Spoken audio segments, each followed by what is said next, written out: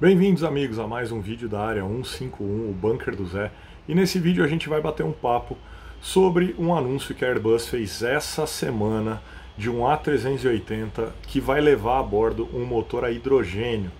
Nesse vídeo eu vou contar para vocês várias coisas interessantes sobre esse projeto, sobre algumas características peculiares dele, para que ele vai servir, como que ele vai ser utilizado e alguns segredinhos de coisas que eu observei no material da Airbus. Então fica comigo porque vai ser bem legal. Considera se inscrever no canal, deixar seu like se você gostar do conteúdo e depois eu vou te fazer um convite para conhecer os outros vídeos do canal sobre aviação a hidrogênio.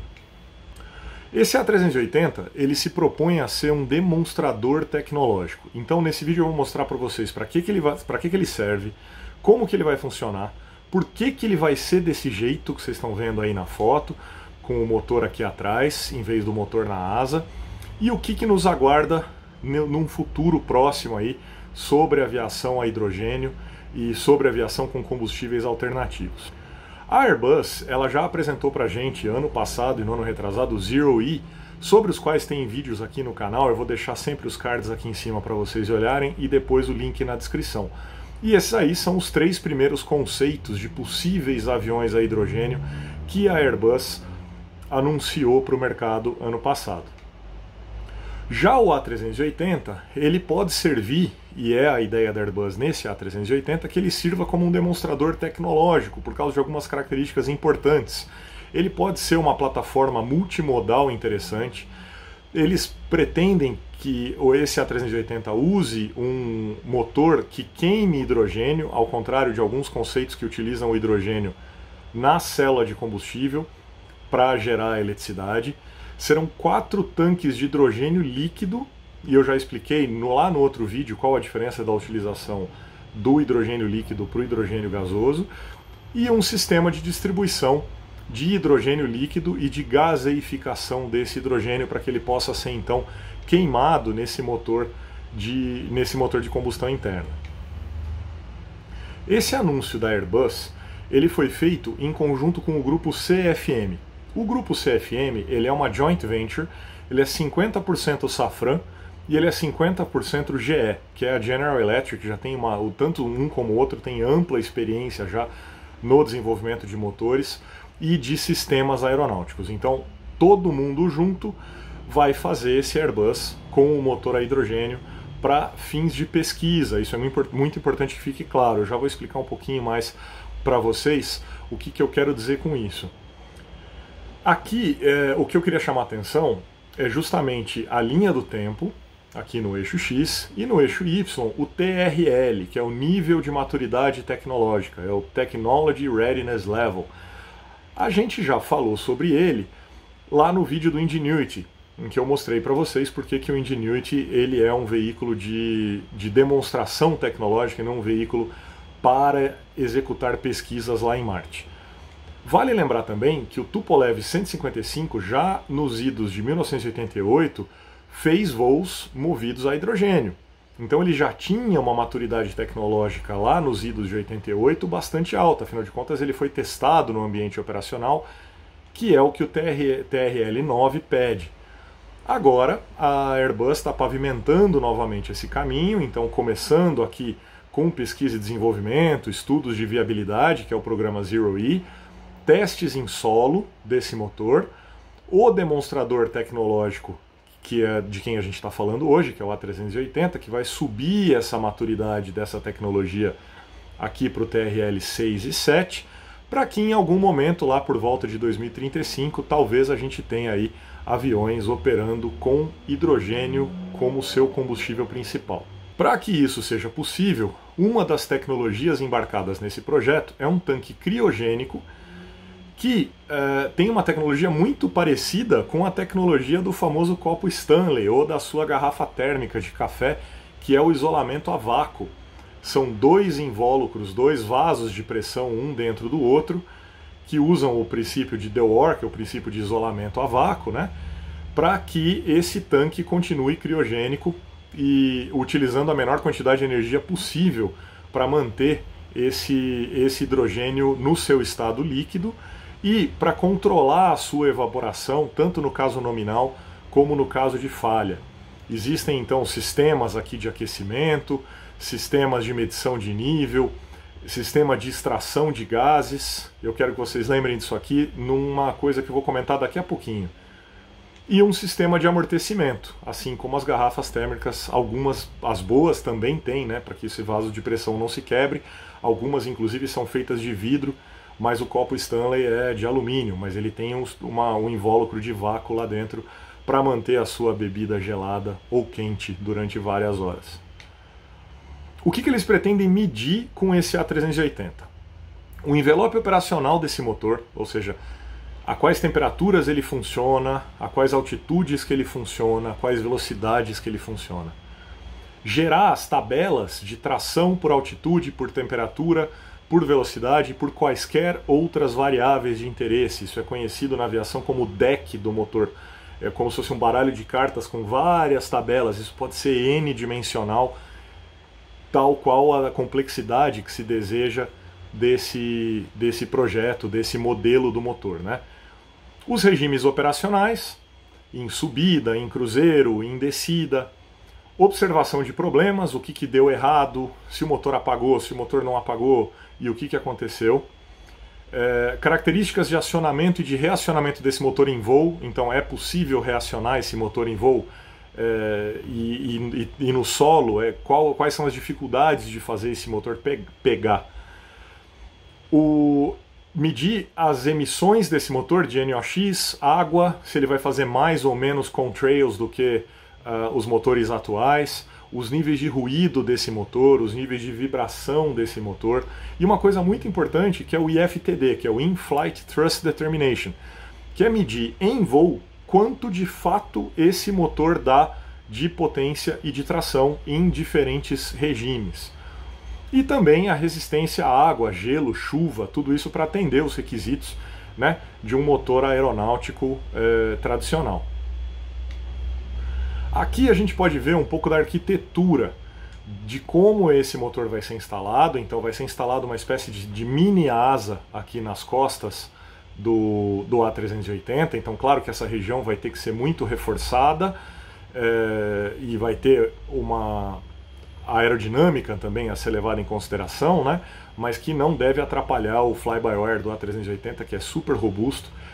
E um sistema aqui dentro que vai levar os 4 tanques então de hidrogênio líquido, o sistema de alimentação, que a gente consegue ver aqui em amarelinho, levando o hidrogênio até o motor, e um sistema de exaustão que faz justamente a despressurização desses tanques aqui à medida que o hidrogênio vai esquentando, e por isso aqui atrás tem essa espécie de estrutura que parece uma antena aqui, e ela está colocada numa posição muito estratégica, porque vocês lembrem que quando a gente pega um frasco de aerosol, um desodorante, uma lata de tinta, e a gente segura o dedo apertado, ela gela, ela fica gelada por causa da expansão do gás. À medida que o gás expande, ele leva junto uma quantidade de energia e com isso a lata fica gelada. Por causa disso, se a gente colocasse essa saída de pressão aqui em qualquer outro lugar mais para frente, existiria a possibilidade de haver condensação desse gás no que tiver atrás ou até do congelamento. Então reparem que ela tá colocada aqui no ponto mais traseiro do avião, e isso é por um bom motivo. A turma lá está pensando no que está fazendo. Olha só o detalhe, de novo, aquela foto talvez não desse para ver direitinho, mas aqui eu aumentei ela para vocês, para que seja possível ver essa estrutura. E vale lembrar também que aqui dentro vai haver um sistema de gaseificação desse hidrogênio, porque o motor ele não vai queimar o hidrogênio líquido, ele vai queimar o hidrogênio gasoso, e para isso vai ser feita a modificação das câmaras de combustão, e eu já mostro para vocês os detalhes do motor que vão levar essas mudanças. No primeiro conceito lá do Zero E, que eu já mostrei para vocês no outro vídeo, eu chamei a atenção também aqui para essa chaminé montada na cauda, que servia justamente para isso. Era a ideia naquele avião do sistema de exaustão aqui de gases. Então, só para a gente lembrar, muita gente ficou em dúvida sobre o que era isso aqui, se era uma antena, se era uma o que era essa estrutura aqui na cauda do Zero E, e é uma chaminé para fazer a exaustão, para fazer o venting desses gases. O sistema, então, como eu comentei para vocês, aqui a gente consegue ver o motor em corte. Essa figura aqui é exclusiva do bunker do Zé, hein? Ninguém mais tem. Ela mostra o motor aqui em corte, as suas várias seções aqui do fan, os compressores de alta, compressor de baixa, compressor de alta, turbina de alta e turbina de baixa, e os tanques de combustível.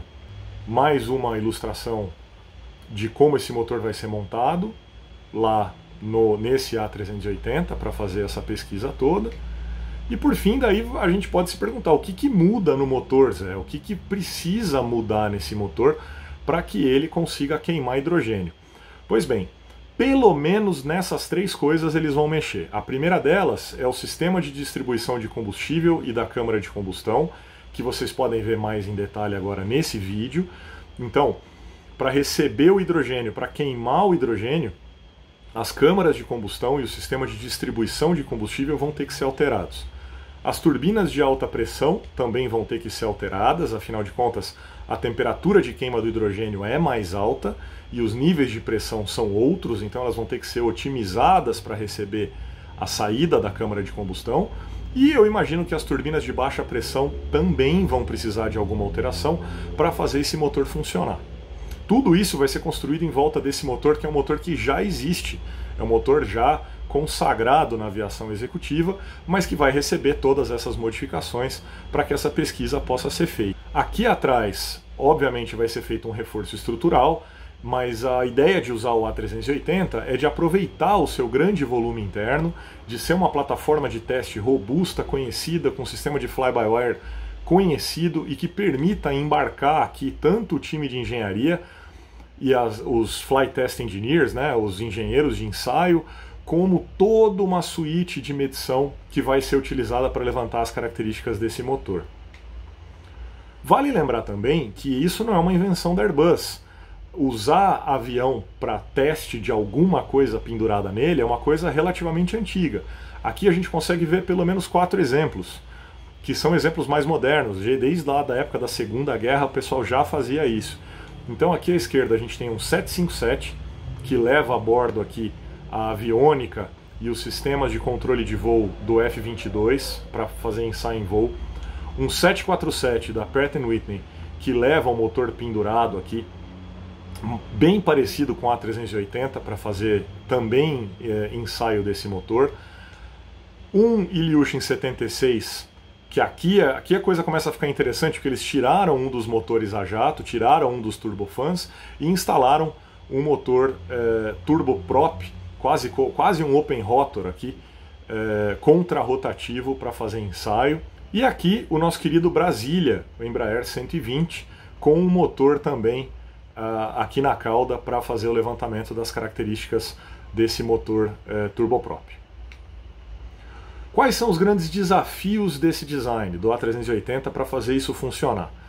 O primeiro é a segurança, é garantir que os sistemas sejam independentes. Bastante gente fala que na aviação tem redundância. Tem redundância, mas ela não é a única coisa. O conceito importante na segurança é a independência, que é composto de redundância, de similaridade e segregação, ou seja, ter mais do que um, ter sistemas diferentes e ter sistemas em lugares diferentes.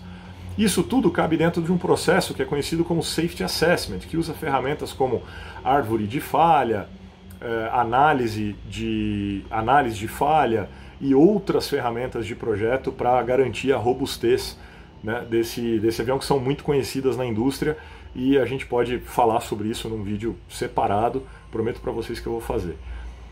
Um outro desafio é a expansão controlada do hidrogênio, de líquido para gasoso, e o seu respectivo gerenciamento térmico. Como eu falei, a hora que a gente expande esse hidrogênio, ele tende a baixar a sua temperatura. O sistema de ensaio, em nenhuma hipótese, pode colocar o avião de teste em risco. Ou seja, medidas de contenção para que tanto a tripulação volte para casa em segurança, como o avião de ensaio. Então a segurança não é negociável. O que a gente pode esperar para o futuro? Cada vez mais pesquisa e desenvolvimento em cima de tecnologia em cima de tecnologias de combustíveis renováveis, combustíveis mais limpos, operações mais eficientes. O que a aviação quer responder é como que a gente leva pessoas e cargas de um lugar para o outro com o menor impacto possível no meio ambiente. Outras iniciativas de outras fabricantes, claro, vão vir por aí, a Embraer está trabalhando forte nisso. Em alguns casos, o hidrogênio pode ser viável, não dá para acreditar que toda a aviação do mundo vai, de repente, por milagre, ser movida a hidrogênio, e há que se considerar o ciclo de vida completo, tanto do hidrogênio como combustível, como do produto. Quanto tempo esses tanques vão durar, como que eles vão ser descartados, quanto de energia vai ser gasta para produzir esse hidrogênio. Então, o hidrogênio não é aquela bala de prata que vai vir para resolver todos os problemas. A gente tem que olhar com muita cautela o ciclo de vida inteiro desse combustível. E nada será feito na aviação que reduza a segurança. Eu repito, nada.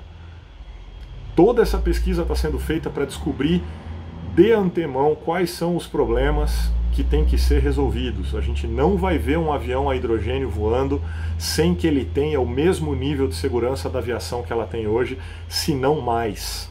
Então, todos aqueles problemas que vem na cabeça, mas e se explodir? Mas e se vazar? Mas e o Hindenburg? Vocês fiquem tranquilos, porque tudo isso vai ser minuciosamente endereçado em todo o processo de certificação e projeto do avião para certificação. A gente vai ter a cada ano uma aviação cada vez mais segura.